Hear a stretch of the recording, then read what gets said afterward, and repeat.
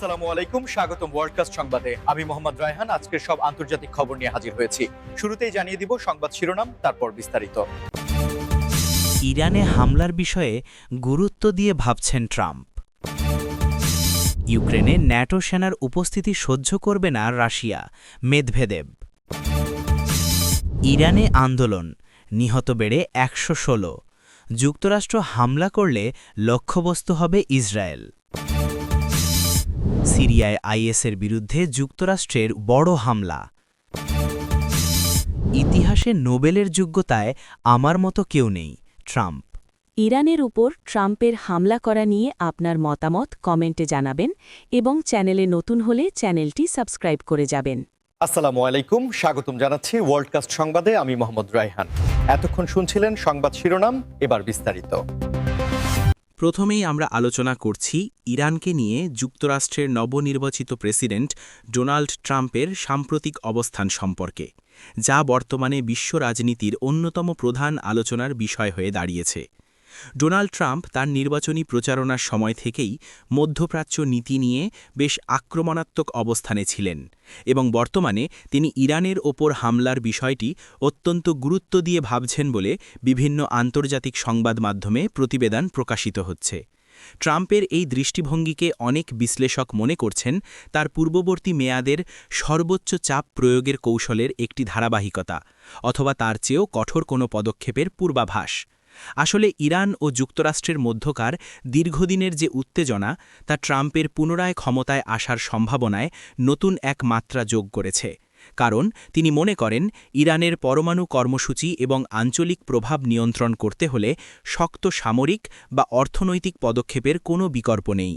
তবে হামলার বিষয়টি কতটা কার্যকর হবে বা এর ফলে বিশ্ব অর্থনীতিতে, বিশেষ করে তেলের বাজারে কী ধরনের প্রভাব পড়বে, তা নিয়ে বিশ্বজুড়ে সাধারণ মানুষের মধ্যে গভীর উদ্বেগ তৈরি হয়েছে।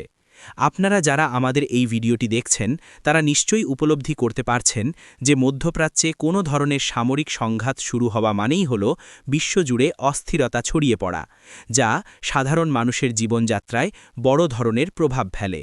এই পরিস্থিতির ওপর আমরা নিবিড় নজর রাখছি এবং পরবর্তী আপডেটগুলো সবার আগে আপনাদের কাছে পৌঁছে দিতে আমরা প্রতিশ্রুতিবদ্ধ।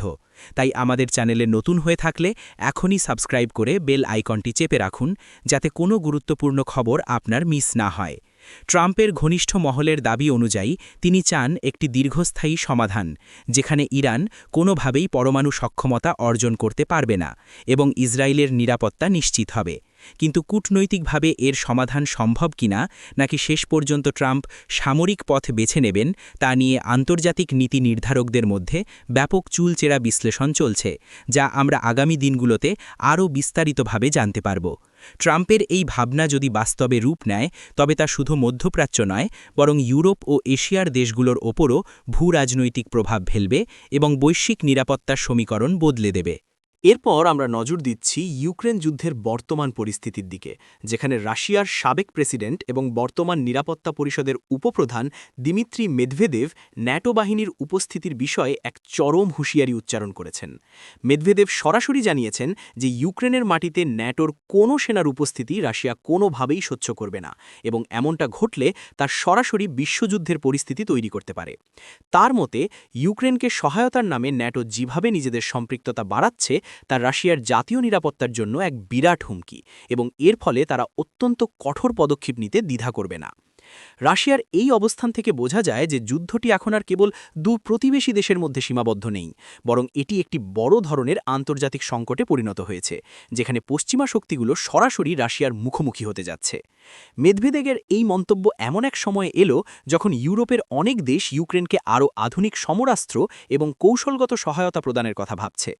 আপনারা আমাদের কমেন্ট বক্সে জানাতে পারেন যে আপনাদের কি মনে হয়, ন্যাটো কি সরাসরি যুদ্ধে অংশ নেবে, নাকি তারা কেবল পরোক্ষ সহায়তা দিয়ে যাবে?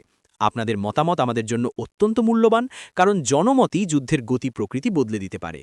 রাশিয়ার পক্ষ থেকে বারবার বলা হচ্ছে যে তাদের রেড লাইন অতিক্রম করলে তারা পারমাণবিক অস্ত্র ব্যবহারের বিষয়টিও বিবেচনায় রাখতে পারে, যা পুরো পৃথিবীর জন্য একটি ভয়াবহ সংকেত। আন্তর্জাতিক বিশ্লেষকরা মনে করছেন মেদভেদেবের এই কড়া হুঁশিয়ারি মূলত পশ্চিমা দেশগুলোকে মানসিকভাবে চাপে রাখার একটি কৌশল, যাতে তারা ইউক্রেনের সরাসরি সৈন্য মোতায়েন থেকে বিরত থাকে। তবে সংঘাতের এই তীব্রতা যদি কমানো না যায়, তবে বিশ্ব এক অনিশ্চিত ভবিষ্যতের দিকে ধাবিত হবে, যা কারও কাম্য নয়। এই উত্তেজনাকর পরিস্থিতির প্রতিটি মুহূর্তের খবর আমরা আপনাদের জানিয়ে দেব, তাই ভিডিওটি লাইক দিয়ে অন্যদের দেখার সুযোগ করে দিন এবং আমাদের সাথেই থাকুন। পরবর্তী খবরে আমরা আলোকপাত করছি ইরানের অভ্যন্তরীণ পরিস্থিতি এবং মধ্যপ্রাচ্যে ক্রমবর্ধমান উত্তেজনা নিয়ে, যেখানে সাম্প্রতিক আন্দোলনে নিহতের সংখ্যা বেড়ে ১১৬ জনে দাঁড়িয়েছে বলে বিভিন্ন মানবাধিকার সংস্থা দাবি করছে। ইরানের এই অভ্যন্তরীণ অস্থিরতা যখন তুঙ্গে, ঠিক তখনই দেশটি থেকে যুক্তরাষ্ট্র ও ইসরায়েলের প্রতি কড়া বার্তা দেওয়া হয়েছে যে যদি যুক্তরাষ্ট্র ইরানের ওপর কোনো ধরনের হামলা চালায় তবে তার সরাসরি লক্ষ্যবস্তু হবে ইসরায়েল। এই বক্তব্যটি একটি অত্যন্ত সংবেদনশীল ভূরাজনৈতিক সংকটের ইঙ্গিত দিচ্ছে, কারণ ইরান মনে করে তাদের দেশের অভ্যন্তরীণ অস্থিতিশীলতার পেছনে বিদেশি শক্তির হাত রয়েছে এবং এর প্রতিশোধ হিসাবে তারা আঞ্চলিক মিত্রদের ওপর আঘাত হানতে পারে। ইরানের এই কঠোর অবস্থানের ফলে মধ্যপ্রাচ্যের নিরাপত্তা পরিস্থিতি এখন খাদের কিনারায় দাঁড়িয়েছে বলে মনে করা হচ্ছে। নিহতের সংখ্যা বেড়ে যাওয়ার ঘটনাটি আন্তর্জাতিক মহলে নিন্দার ঝড় তুলছে এবং বিভিন্ন মানবাধিকার সংগঠন ইরানের কর্তৃপক্ষের কাছে সংযত হওয়ার আহ্বান জানাচ্ছে। কিন্তু ইরানের নিরাপত্তা বাহিনী জাতীয় নিরাপত্তার দোহাই দিয়ে তাদের অভিযান অব্যাহত রেখেছে। এই পরিস্থিতিতে সাধারণ মানুষের নিরাপত্তা এবং মৌলিক অধিকার নিয়ে বিশ্বব্যাপী আলোচনা চলছে, যা আমাদের প্রত্যেকের জানা প্রয়োজন, কারণ মানবিক সংকট কোনো নির্দিষ্ট দেশের সীমানায় সীমাবদ্ধ থাকে না। বন্ধুরা, আপনারা যারা মধ্যপ্রাচ্যের খবর নিয়মিত অনুসরণ করেন তারা জানেন যে ইরান ও ইসরায়েলের মধ্যকার বৈরিতা কতটা গভীর এবং এই পরিস্থিতিতে যুক্তরাষ্ট্রের যে কোনো পদক্ষেপ আগ্নেয়গিরির অগ্নুৎপাতের মতো কাজ করতে পারে। ইরানের পক্ষ থেকে দেওয়া এই হুমকি কেবল মৌখিক কিনা বা তাদের সামরিক প্রস্তুতি কেমন তা নিয়ে বিশ্বজুড়ে গোয়েন্দা সংস্থাগুলো কাজ করছে। আমরা চেষ্টা করছি নিরপেক্ষভাবে এই পুরো বিষয়টি আপনাদের সামনে তুলে ধরতে, যাতে আপনারা প্রকৃত সত্যটি জানতে পারেন। এই ধরনের সংবেদনশীল সংবাদগুলো সবার আগে পেতে আমাদের ফেসবুক পেজেও যুক্ত হতে পারেন এবং ভিডিওটি শেয়ার করে জনসচেতনতা বৃদ্ধিতে সহায়তা করুন। ইরানের এই সংকটাপন্ন অবস্থা এবং যুক্তরাষ্ট্রের সম্ভাব্য পদক্ষেপের উপর নির্ভর করছে আগামী কয়েক সপ্তাহের বিশ্ব রাজনীতি। এবার আমরা জানাব সিরিয়ার বর্তমান অবস্থা সম্পর্কে, যেখানে যুক্তরাষ্ট্র জঙ্গি গোষ্ঠী আইএসের বিরুদ্ধে একটি বড় ধরনের হামলা চালিয়েছে বলে পেন্টাগন নিশ্চিত করেছে। এই হামলায় আইএসের বেশ কয়েকজন গুরুত্বপূর্ণ কমান্ডার নিহত হয়েছে বলে দাবি করা হচ্ছে এবং এর ফলে গোষ্ঠীটির সাংগঠনিক কাঠামো বড় ধরনের ধাক্কা খেয়েছে বলে মনে করা হচ্ছে। যুক্তরাষ্ট্রের এই সামরিক পদক্ষেপটি মূলত সিরিয়া ও ইরাক অঞ্চলে আইএসের পুনরুত্থান ঠেকানোর একটি বড় প্রচেষ্টার অংশ হিসেবে দেখা হচ্ছে। সিরিয়ায় দীর্ঘদিন ধরে চলা গৃহযুদ্ধ এবং অস্থিরতার সুযোগ নিয়ে জঙ্গি গোষ্ঠীগুলো আবারও সক্রিয় হওয়ার চেষ্টা করছিল, যা আঞ্চলিক ও বৈশ্বিক নিরাপত্তার জন্য একটি বিশাল হুমকি। পেন্টাগনের মুখপাত্র জানিয়েছেন যে এই হামলাটি ছিল অত্যন্ত সূক্ষ্মভাবে পরিকল্পিত এবং এতে সাধারণ মানুষের ক্ষতি এড়ানোর জন্য আধুনিক প্রযুক্তি ব্যবহার করা হয়েছে। তবে সিরিয়ার অভ্যন্তরীণ সার্বভৌমত্ব নিয়ে এই ধরনের হামলার বিষয়ে বিভিন্ন আন্তর্জাতিক মহলে মিশ্র প্রতিক্রিয়া রয়েছে। অনেকে মনে করছেন জঙ্গি দমনে এই হামলা জরুরি ছিল, আবার অনেকে মনে করছেন এর ফলে সিরিয়ার সংকট আরও ঘনীভূত হতে পারে। আপনারা কি মনে করেন, সিরিয়ায় যুক্তরাষ্ট্রের এই সরাসরি হস্তক্ষেপ কি শান্তি ফিরিয়ে আনবে নাকি এটি নতুন কোনো সংঘাতের জন্ম দেবে? আপনাদের চিন্তাভাবনা আমাদের সাথে শেয়ার করতে ভুলবেন না। এই হামলার পর ওই অঞ্চলে বাড়তি নিরাপত্তা সতর্কতা জারি করা হয়েছে এবং পার্শ্ববর্তী দেশগুলো তাদের সীমান্তে নজরদারি বাড়িয়েছে। আইএসের মতো চরমপন্থী গোষ্ঠীর বিরুদ্ধে লড়াইটি একটি দীর্ঘমেয়াদী প্রক্রিয়া এবং এই ধরনের সার্জিক্যাল স্ট্রাইক বা বড় হামলা তাদের শক্তি কমিয়ে দিতে সাহায্য করে ঠিকই, কিন্তু এর আদর্শিক মূল উৎপাটন করা একটি বড় চ্যালেঞ্জ। আমরা এই সামরিক অভিযানের আরও তথ্য সংগ্রহের চেষ্টা করছি এবং পরবর্তী বুলেটিনে আপনাদের আরও বিস্তারিত জানাব। নিউজটি ইনফরমেটিভ মনে হলে আমাদের চ্যানেলে একটি লাইক দিয়ে উৎসাহিত করুন এবং নিয়মিত খবরের সাথে থাকতে সাবস্ক্রাইব করে রাখুন। সর্বশেষ খবরটি ডোনাল্ড ট্রাম্পের একটি অত্যন্ত আলোচিত ও বিতর্কিত দাবি নিয়ে, যেখানে তিনি বলেছেন যে ইতিহাসে নোবেলের যোগ্যতায় তার মতো আর কেউ নেই। ট্রাম্পের এই মন্তব্যটি তার সমর্থকদের মধ্যে ব্যাপক উদ্দীপনা তৈরি করলেও সমালোচকরা এটিকে তার স্বভাবজাত আত্মপ্রচারের অংশ হিসেবে দেখছেন। ট্রাম্প যুক্তি দিয়েছেন যে তার শাসন আমলে তিনি মধ্যপ্রাচ্যে যে আব্রাহাম অ্যাকর্ড বা শান্তি চুক্তি স্থাপন করেছেন এবং উত্তর কোরিয়ার সাথে সম্পর্কের বরফ গলাতে যে ভূমিকা রেখেছেন তার জন্য তাকে বহু আগেই নোবেল শান্তি পুরস্কার দেওয়া উচিত ছিল। তিনি মনে করেন বিশ্বের অনেক বড় বড় সমস্যা তিনি কোনো যুদ্ধ ছাড়াই সমাধান করেছেন, যা আগে কোনো মার্কিন প্রেসিডেন্ট করতে পারেননি।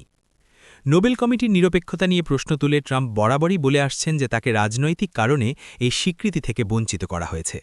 এই বিষয়টি নিয়ে বিশ্বজুড়ে এখন হাস্যরস এবং সিরিয়াস বিতর্কের সৃষ্টি হয়েছে, কারণ নোবেল শান্তি পুরস্কার সাধারণত একটি অত্যন্ত সূক্ষ্ম এবং দীর্ঘ প্রক্রিয়ার মাধ্যমে দেওয়া হয়, যেখানে ব্যক্তির সামগ্রিক প্রভাব এবং দীর্ঘমেয়াদী অবদান বিবেচনা করা হয়। ট্রাম্পের এই আত্মবিশ্বাসী দাবিটি আপনারা কিভাবে দেখেন? তিনি কি আসলেই নোবেলের যোগ্য, নাকি এটি কেবলই রাজনৈতিক বক্তব্য? আপনাদের যুক্তি আমাদের কমেন্ট বক্সে লিখুন। আমরা জনপ্রিয় মন্তব্যগুলো পরবর্তী ভিডিওতে তুলে ধরব। আসলে ট্রাম্প সবসময়ই মিডিয়ার শিরোনামে থাকতে পছন্দ করেন, এবং এই ধরনের মন্তব্য তার জনমোহিনী ইমেজের সাথে বেশ মানানসই। তবে ঐতিহাসিকভাবে দেখলে দেখা যায় যে অনেক বিশ্বনেতা শান্তিতে গুরুত্বপূর্ণ অবদান রাখলেও শেষ পর্যন্ত পুরস্কার পাননি। আবার অনেকের প্রাপ্তি নিয়ে বিতর্ক থেকে গেছে। ট্রাম্পের এই মন্তব্যটি মূলত তার অনুসারীদের কাছে তার সফলতাকে বড় করে দেখানোর একটি কৌশল। আমাদের আজকের এই বিশেষ নিউজ ভিডিওটি আপনাদের কেমন লাগলো তা অবশ্যই জানাবেন। আমরা চেষ্টা করি দেশ ও বিদেশের গুরুত্বপূর্ণ এবং নিরপেক্ষ খবরগুলো সহজভাবে আপনাদের সামনে তুলে ধরতে। ভিডিওটি শেষ পর্যন্ত দেখার জন্য আপনাদের অসংখ্য ধন্যবাদ। পরবর্তী খবরের জন্য অপেক্ষা করুন এবং আমাদের চ্যানেলের সাথেই থাকুন। ভালো থাকুন, সুস্থ থাকুন।